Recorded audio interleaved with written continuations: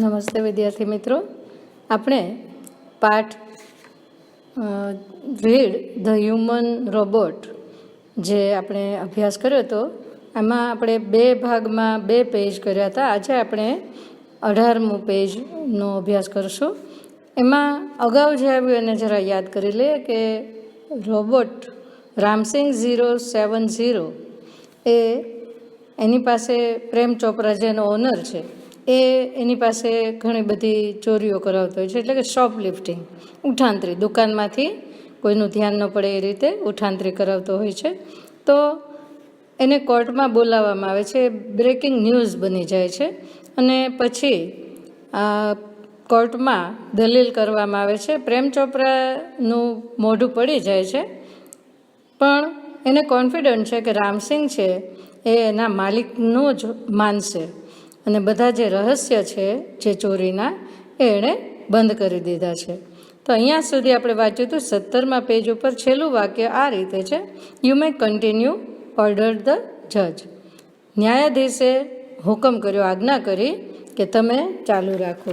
એવું વકીલ જે છે ગોયલ એને કહેવામાં આવ્યું. હવે 18મા પેજ ઉપર આપણે આવીએ છીએ. Council Goyal turned to Ramsingh robot. વકીલ ગોયલ એ રામસિંગ તરફ ફર્યા. Who is your master? He asked briefly. તેણે ટૂંકાણમાં, બ્રીફલી એટલે ટૂંકાણમાં જ પૂછ્યું કે તારો માલિક કોણ છે? A dull blue light flashed. ઝાંખી, ડલ એટલે ઝાંખી ભૂરી લાઇટ ઝબુકી, ફ્લેશ એટલે ઝબકવું, ઝબકી. And after a momentary whirring sound the robot squeaked in his metallic tone. અને પછી ક્ષણિક, મોમેન્ટરી એટલે ક્ષણિક, મોમેન્ટ ઉપરથી વિશેષણ બને મોમેન્ટરી. તો ક્ષણિક ગુંજતા અવાજ પછી ક્ષણિક વાર થોડોક અવાજ આવ્યો, ઘરઘરાટ. વરિંગ સાઉન્ડ એટલે ઘરઘરાટ. થોડા ક્ષણિક ઘરઘરાટ બાદ રોબોટ એના ધાતુ જેવા અવાજમાં, કર્કશ તીણા અવાજમાં, સ્ક્વિક્ડ એટલે તીણો અવાજમાં બોલ્યો, મિસ્ટર પ્રેમ ચોપરા. એણે જવાબ આપ્યો કે મારા માલિક મિસ્ટર પ્રેમ ચોપરા છે. What did you do for mister Prem Chopra? પ્રશ્ન પૂછ્યો વકીલે કે તે મિસ્ટર પ્રેમ ચોપરા માટે શું કર્યું? A pause, a whir, and then a metallic answer. Cleaning, mowing the lawn, washing, doing dishes, shopping. પછી ... છે. થોડી વારે અટક્યો રોબોટ. પોઝ, અટક્યો. a whir, થોડો ઘરઘરાટ કર્યો. પછી એ ધાતુ જેવા અવાજમાં એણે જવાબ આપ્યો. શું કામ કર્યું એણે? તો કે ક્લિનિંગ, સાફ સફાઈ કરી. મોવિંગ ધ લોનને સરખી કરી. વોશિંગ, કપડાં ધોવાનું કામ કર્યું. ડુઈંગ ડિશિસ, ખાવાનું બનાવવાનું કામ કર્યું. આવા બધા એણે જવાબ આપ્યા. પણ પછી શોપિંગ, ખરીદી કરી, ત્યાં એ અટકી જાય છે. ... આપેલા છે, રાઈટ? તો recall in detail your activities of last 6 days. Council Goyal interrupted. Council Goyal એને વચમાં રોક્યો. ઇન્ટરપ્ટ એટલે ખલેલ પહોંચાડ્યું આમ તો, પણ એને વચ્ચે જ વાતને એણે જાણવા માટે ખાસ તો પૂછ્યું કે તું યાદ કર. રિકોલ એટલે યાદ કરવું. ઇન ડિટેલ, ઊંડાણથી, વિગતવાર યાદ કર. Your activities of last 6 days. છેલ્લા 6 દિવસની જે તારી પ્રવૃત્તિ છે એને વિગતવાર યાદ કર. આવું કાઉન્સિલ ગોયલે વચમાં એને રોકીને કહ્યું. The memory tape went on mechanically and મોનોટોનસલી.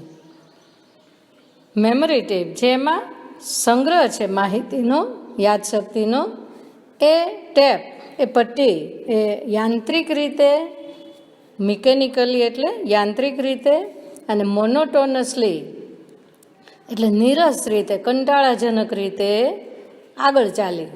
એણે આગળ વાત કરી. Open the boot of the car, emptied the grocery, shut the boot, turned, moved 30 steps, stopped, curious stop on the left, instruction signal, blank, moved left, turned 20 steps. આ એણે જે કામગીરી કરી એ tap દ્વારા એણે વકીલ ગોયલ છે એને જણાવી. તો એ કેવી રીતે જણાવી? તો કે કંટાળાજનક રીતે, યાંત્રિક રીતે અને મોનોટોનસલી. ઘણીવાર આપણે કોઈક પ્રોગ્રામ કે એવું જોતા હોય તો આપણને કંટાળાજનક લાગે, મજા ન આવે, તો મોનોટોનસ એમ કહેવાય એ વિશેષણ. પણ એલવાય લાગે એટલે એ ક્રિયા વિશેષણ બની જાય. તો એણે યાંત્રિક રીતે અને કંટાળાજનક રીતે આ મેમરી ટેપ આગળ ચાલી. તો એણે શું વર્ણન કર્યું? Open the boot of the car, કારનું બૂટ ખોલ્યું, પાછળનું જે છે ને એ. એમ્પ્ટીડ ધ ગ્રોસરી, કરિયાણું ખાલી કર્યું. શટ ધ બૂટ, બૂટ બંધ કર્યું. ટર્ન્ડ, પાછળ ફર્યો. મૂવ્ડ 30 સ્ટેપ્સ, 30 ડગલા આગળ ચાલ્યો. સ્ટોપ્ડ, અટક્યો. Curious shop on the left, ડાબી બાજુ પેલા જે કલાત્મક નમૂનાની દુકાન છે એનું એણે વર્ણન કર્યું. ઇન્સ્ટ્રક્શન સિગ્નલ, હવે એને જે સૂચના આપી છે, સંકેત, સૂચના આપી છે કોણે? તો કે પ્રેમ ચોપરાએ. ઇન્સ્ટ્રક્શન સિગ્નલ, પછી બ્લેન્ક. સિગ્નલ સંકેત શું આપ્યો? ત્યાં ખાલી જગ્યા છે, ખાલી મૂકી દીધું. મૂવ્ડ લેફ્ટ, પાછો ડાબી બાજુ ચાલ્યો. ટર્ન્ડ, ફર્યો 20 સ્ટેપ્સ, 20 ડગલા આગળ ચાલ્યો. At this point the council commanded, આ ક્ષણે, આ તકે પેલા વકીલે હુકમ કર્યો, આજ્ઞા કરી. Stop, rivers and play. કીધું અટકી જા અને પછી રિવર્સમાં લે, પાછું લે, પાછું વાળ, એન્ડ ફરી બતાવ. પ્લે એટલે અગેન એ વસ્તુ બતાવ. Again there was an obvious pause after the instruction signal. Obvious એટલે સ્વાભાવિક, સ્વાભાવિક રોક હતું, ત્યાં અટકી ગયો હતો. કેમ કે એ વસ્તુ એણે ડિલીટ કરી નાખી છે. શું એણે હુકમ કર્યો એ વસ્તુ ત્યાં હતી જ નહીં. આ ઇન્સ્ટ્રક્શન સિગ્નલ એટલે કે સૂચનાનો જે સંકેત છે એના પછી શું એણે કર્યું એ વસ્તુ કાઢી નાખી છે, પોઝ આવી જાય છે. Counsel Goyal stop the tape, counsel ગોયલે, વકીલ ગોયલે પેલી ટેપ રોકી દીધી. Notice the pause your honour, એ જજને કહે છે કે નામદાર તમે આ નોંધો, આ જે અટકી જાય છે એ બાબત નોંધો. સમ એક્શન ઇઝ નોટ રિવીલ્ડ, કેટલાક કાર્ય એ દર્શાવાયા નથી. આ પેસિવ રચના છે. વોટ વેર ધોઝ ઇન્સ્ટ્રક્શન્સ, એ સૂચનાઓ કઈ હતી? હુ ગેવ ધીઝ ઇન્સ્ટ્રક્શન્સ, આ સૂચનાઓ કોણે આપી? હી ક્વેશ્ચન્ડ રામસિંગ 070, એણે રામસિંગ 070ને આ પ્રશ્ન પૂછ્યા કે આ શું સૂચના હતી અને તને કોણે સૂચના આપી હતી? Information not to be revealed, he responded. Responded એટલે જવાબ આપ્યો, અહીંયા એવો અર્થ થાય. તેણે જવાબ આપ્યો કે માહિતી દર્શાવવાની નથી. બટ વાય, શા માટે? આ વકીલ પૂછે છે. રોબોટ્સ ડુ નોટ ડિસઓબે માસ્ટર્સ, આ જે યંત્ર માનવ હોય, રોબોટ્સ હોય, એ એના માલિકને અનુજ્ઞા કરે નહીં, એની અવજ્ઞા કરે નહીં, એ એનું કહ્યું માને જ, એવું એ કહે છે. Several people who have suffered losses will be harmed if these instructions are not reported. જો અહીંયા ઇફનો ઉપયોગ આપણને જોવા મળે, એ કહે છે કે જો આ સૂચનાઓનો અહેવાલ નહીં આપવામાં આવે તો કેટલાક લોકો કે જેમને આ નુકસાન, લૂઝ, LOSS પછી ES બહુવચન, આ જે નુકસાનો સહન કરવા પડ્યા છે, સહન કર્યા છે, એ લોકોને નુકસાન થશે. તો અહીંયા વિલ બી હાર્મ્ડ એ પણ પેસિવ રચના છે. આર નોટ રિપોર્ટેડ એ પણ પેસિવ રચના છે. કેટલાક લોકો કે જેમણે નુકસાનો સહન કર્યા છે એને નુકસાન થશે, એને નુકસાન થવાનું છે. જો આ સૂચનાઓ દર્શાવવામાં આવે નહીં તો વોટ વેર ધોઝ ઇન્સ્ટ્રક્શન્સ? ફરી વાર પૂછ્યું. કાઉન્સેલ, કાઉન્સમાં આપ્યું છે લોયર, ગોયલ પરસ્વેડેડ. આ વકીલ ગોયલે ફરી એને સમજાવીને પૂછ્યું કે એ સૂચનાઓ કઈ હતી. Robert do not harm people, Ramsingh 070 responded mechanically. રામસિંગે યંત્રવત રીતે જવાબ આપ્યો કે રોબોટ છે એ લોકોને ઈજા પહોંચાડતો નથી. ફરી પેલો વકીલ બોલે છે મેની પીપલ હેવ સફર્ડ, ઘણા લોકોએ સહન કર્યું છે. સ્પીકઅપ, બોલી નાખ. રામસિંગ 070 એમ કહે છે કે રામસિંગ 070 તું હવે બોલી નાખ, કેમ કે ઘણા બધા લોકોને સહન કરવું પડ્યું છે. કાઉન્સેલ, કાઉન્સમાં છે lawyer, Goyal stressed each word, દરેક શબ્દ ઉપર ભાર મૂકીને આ વકીલ ગોયલે રામસિંગને કીધું કે તું બોલી નાખ, કેમ કે ઘણા બધા લોકોને નુકસાન સહન કરવું પડ્યું છે. નો રામસિંગ, પ્રેમ ચોપરા શાઉટેડ નર્વસલી એટલે ગભરાટપૂર્વક પ્રેમ ચોપરાએ બૂમ પાડી કે ના રામસિંગ. બટ ધ જજ વોન્ડ, પણ જજે એને ચેતવણી આપી. કીપ ક્વાઇટ, શાંતિ રાખો. કમોન રામસિંગ 070, ધ જજ sad. Ram Singh 070 jerked his head left then right towards the judge. ન્યાયાધીશે પણ રામસિંગને કીધું કે ચાલ રામસિંગ બતાવી દે, પણ રામસિંગે તેના માથાને ડાબી બાજુ ઝટકો માર્યો અને પછી જમણી બાજુ જજ તરફ ફર્યો. A clicking sound indicated the hampering of running tapes and jamming of caution signals. Pip, pip, pip, pip. Clicking sound. અવાજ આવ્યો. ક્લિક કરીએ ને આપણે, આમ ટક ટક કરીએ એવો અવાજ આવ્યો. ઇન્ડિકેટેડ, દર્શાવ્યું. ઇન્ડિકેટ એટલે દર્શાવવું. The hampering of running taps, જે ચાલતી હતી ટેપ, એ ટેપને ધીમી કરી નાખી છે એવું દર્શાવાયું.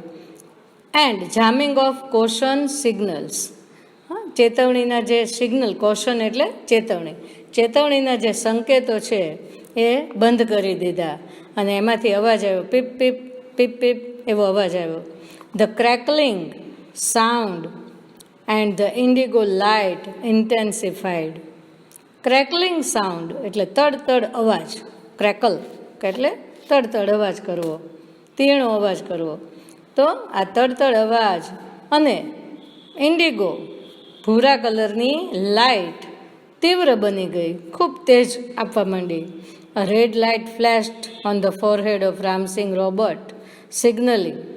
અને પછી એના કપાળમાં, રામસિંગ રોબર્ટના કપાળમાં લાલ લાઇટ દેખાય.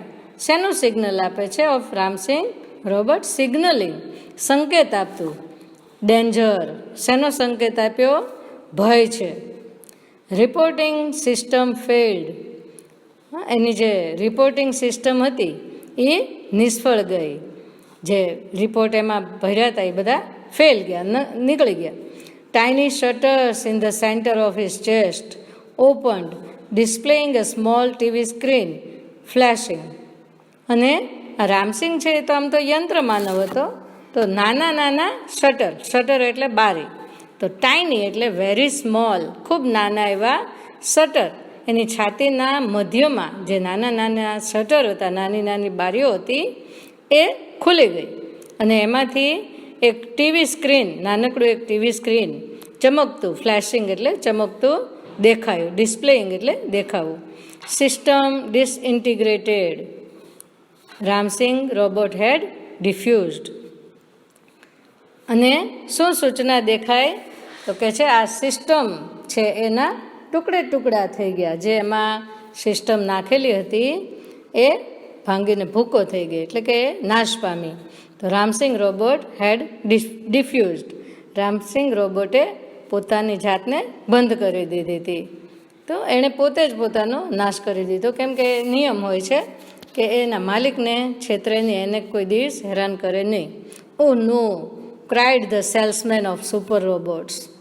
સુપર રોબોટ્સનો જે વેપારી હતો, વેચાણ કરતા હતો, વિક્રેતા હતો, એ પણ ત્યાં હાજર હતો. એ બૂમ પાડી ઉઠ્યો, oh no, he is defused, he is dead. એણે શું કહ્યું કે એ બંધ થઈ ગયો છે, તે મૃત્યુ પામ્યો છે, એટલે કે હવે એ કામ કરી શકે નહીં. There was a hush in the court room. Hush એટલે શાંતિ, સાયલન્સ, ચૂપકીદી. આવું થયું અચાનક, તો એકદમ બધા સ્તબ્ધ થઈ ગયા, એટલે કોર્ટમાં ચૂપકીદી છવાઈ ગઈ થોડો વખત. Silence prevailed for long in the court. લાંબા સમય સુધી કોર્ટમાં આ ચૂપકીદી છવાઈ રહી. આમ તો પ્રિવેલ એટલે વિન, કોન્કવર, ટ્રિમ્ફ એવા અર્થ આપ્યા છે શબ્દાર્થમાં, જીતી જવું. પણ લાંબા સમય સુધી કોર્ટમાં શાંતિ છવાઈ ગઈ અથવા જીતી ગઈ. The counsel cleared his throat and said. વકીલે પોતાનું ગળું સાફ કર્યું અને કહ્યું, robots do not cause harm to people. વકીલે શું કહ્યું તો કે આ રોબોટ છે એ ક્યારેય લોકોને ઈજા પહોંચાડે નહીં. And neither can they disobey their masters. અને તેઓ એના માલિકની અવજ્ઞા કરી શકે નહીં, એની આજ્ઞાનું ઉલ્લંઘન કરી શકે નહીં. Those instructions from mister Prem Chopra were not to be revealed. એ મિસ્ટર ચોપરા દ્વારા કરવામાં આવેલી એ સૂચનો એ દર્શાવવામાં આવ્યા નહીં, કેમ કે માલિકને આપણે ડિસઓબે કરવાનું હોતું નથી, એવું રોબોટનો સિદ્ધાંત હોય છે. They could have been injurious to his own existence. અને શું કામ તો કે છે કે they could have been injurious. Injurious એટલે નુકસાન કરતા, ઈજા કરતા. તો એ એના પોતાના અસ્તિત્વને જ એ ઈજા કરતા બનત. A threat to the robot's life. રોબોટના જીવનને એ જોખમી રૂપ બનત, જોખમરૂપ બનત અથવા ધમકીરૂપ બનત. જો એકવાર આ સૂચના દર્શાવી દે તો એણે માલિક સાથે દગો કર્યો કહેવાય, તો એના માટે જોખમકારક હતું. If he revealed them he would disobey his master. જો એ સૂચનાઓ જે આપી હતી પ્રેમ ચોપરાએને, એ જો એણે દર્શાવી હોત તો એણે એના માલિકની અવજ્ઞા કરી હોત. અહીંયા પણ ઇફનો ઉપયોગ છે. રિવીલ્ડ સાદો ભૂતકાળ છે, તો એની સાથે વુડ પ્લસ મૂળ રૂપ આવે ક્રિયાપદનું, વુડ ડિસઓબે. તો આ ધ્યાન રાખવાનું. If he did not he would harm others. જો એણે આ સૂચનાઓ ન બતાવી તો એણે બીજાને નુકસાન પહોંચાડ્યું. This conflict brought Ramsingh's end. આ સંઘર્ષે જ આ રામસિંગનો અંત લાવી દીધો. એટલે કે એણે બે રીતે ફસાઈ ગયો હતો રોબોટ, કે જો એ દર્શાવી દે સૂચનાઓ તો એણે માલિકને આજ્ઞાનું ઉલ્લંઘન કર્યું કહેવાય, અને જો ન દર્શાવી તો લોકોનું નુકસાન થતું હતું. એટલે આ બે વચ્ચે સંઘર્ષ અનુભવતો હતો રોબોટ, તો એણે એનો અંત લાવી દીધો. He chose to break apart rather than to tell a lie, hurting human beings or becoming unfaithful. તો એણે શું પસંદ કર્યું? બ્રેક અપાર્ટ, તૂટી જવાનું, નાશ પામવાનું એણે વધારે પસંદ કર્યું. રાધર ધેન એ ચોઈસ બતાવે છે કે એણે ખોટું બોલવા અથવા તો લોકોને નુકસાન પહોંચાડવાનું અથવા તો એ અનફેથફુલ એટલે બિનવફાદાર બનવા કરતાં એણે આ વધારે પસંદ કર્યું, નાશ પામવાનું. Traces of pain and depression marked the counsel's face. વકીલના ચહેરા ઉપર દુઃખના નિશાન અને હતાશાના નિશાન જોવા મળ્યા. એ નિરાશ થઈ ગયો. એને કેસ જે એના હાથમાં હતો એને એમ હતું કે જો આ રોબોટ કે સૂચનાઓ તો એ કદાચ એ જીતી જાય, પણ એ રોબોટે તો પોતાના જે સિદ્ધાંત હતા એને જ વળગી રહ્યો. ધ જજ પોન્ડર્ડ ફોર અ વાઇલ. પોન્ડર એટલે વિચારવું, થિંક. તો ન્યાયાધીશે થોડી વાર વિચાર કર્યો. એન્ડ પ્રોક્લેમ્ડ. પ્રોક્લેમ્ડ એટલે જાહેર કર્યું. ડિક્લેર સામે શબ્દાર્થમાં આપેલું છે. The court declares Prem Chopra guilty of theft. ન્યાયાધીશે થોડી વાર વિચાર કર્યો અને પછી આ જાહેર કર્યું કે આ કોર્ટ એ પ્રેમ ચોપરાને ચોરીના ગુનામાં ચોરીના ગુનેગાર તરીકે જાહેર કરે છે. આ રીતે પેલો રોબોટ તો નાશ પામ્યો, પણ પ્રેમ ચોપરાને તો એ ગુનેગાર તરીકે ચોરીના ગુનામાં એને સજા તો થશે જ. The counsel picked up his file and with a bow left the court room. વકીલે તેની ફાઇલ ઉપાડી, પિક્ડ અપ એટલે લીધી, એન્ડ વિથ અ બો અને નમન સાથે, કેમ કે વકીલમાં જે ન્યાયાલય હોય, કોર્ટ હોય, એમાં ન્યાયાધીશ હોય, જજ હોય, એ મેઇન હોય, એને પ્રણામ કરીને વિથ એ બો નમન સાથે એણે આ કોર્ટરૂમ છોડ્યો.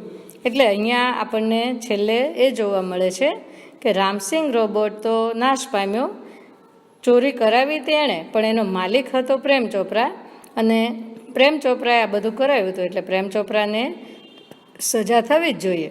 લોકોને ઘણું બધું નુકસાન થયું હતું.